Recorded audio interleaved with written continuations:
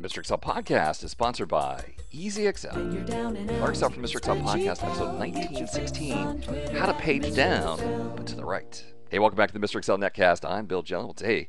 I learned something this morning. I wanted to pass it on to you. We're actually going to learn a couple of different tricks here today.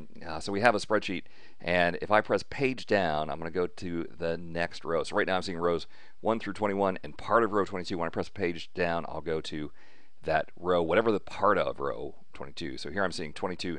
Actually, let me resize a little bit so we can. So here I'm seeing 22 through 42, part of row 43. Page down will take me to row 43. Right? Quick way to move down through a spreadsheet. Of course, page up goes backwards. And I've known that trick. The other related trick I knew is if you have multiple worksheets, control page down will move one sheet to the right, and control page up will move one sheet to the left. All right, so I knew those two. But the question that came in this morning is, how do I do page down going to the right?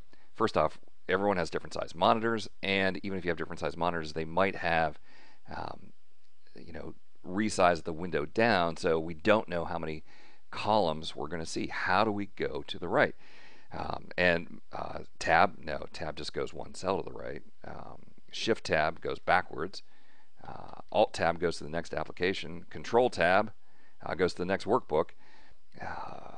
There didn't seem to be any good way to do this. Now, if you still have more data on the screen, you can come out here to the scroll bar, and to the right of the scroll bar, so click in this area here, which will do something called a large scroll. All right, so I'm seeing all of A, all of K, only part of L. When I do the large scroll, I should move so that way L, that part of column, moves to the right. See, but I can't keep doing that once I get to the end of the used range.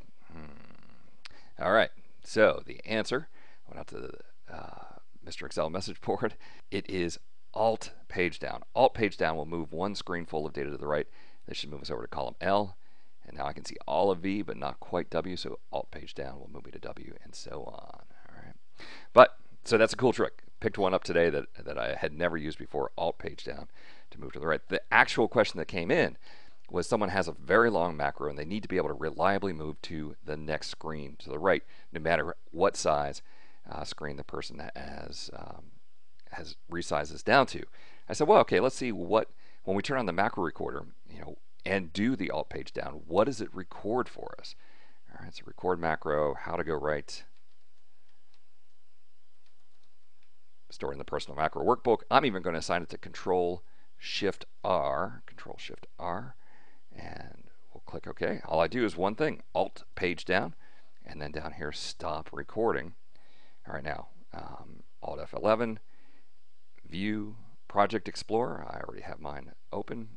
Find your personal XLSB, find the last module. It might even be collapsed like this, so you'd have to double click. Find the last module and double click. Yeah, okay. The macro recorder just frustrates me to no end. I'm actually working on a new book project, and I apologize that I'm going to swear in the book title, but it makes me want to swear. It's called Macro Recorder Success, the crazy ass stuff you have to do to get the macro recorder to work. So here the macro recorder did the large scroll for us, ActiveWindow.large scroll to right, :1, but then they hard coded that it's going to column L, and so this macro will only work when the window is this size. If some other day the window is some other size, and I run the macro Ctrl+Shift+R, they do the large scroll to the right, but then it selects the wrong cell, Ctrl+Shift+R, and eventually that's going to, yeah, you're right, it's always going to select column L. It's just, the macro recorder just irritates me to no end. So this has to go away. And now we have the problem that when I do Ctrl+Shift+R, it's scrolling to the right, but the active cell isn't moving along with the scroll. And when I press the right arrow key, it's going to take me back to column B because it never changed the active cell from where we started. All right, so did a little bit more investigation today. I found some great new properties that I've never used before. ActiveWindow.VisibleRange tells us what we're seeing, right? And then you can actually ask for columns 1 or here. So I'm going to ask for cells 1.select.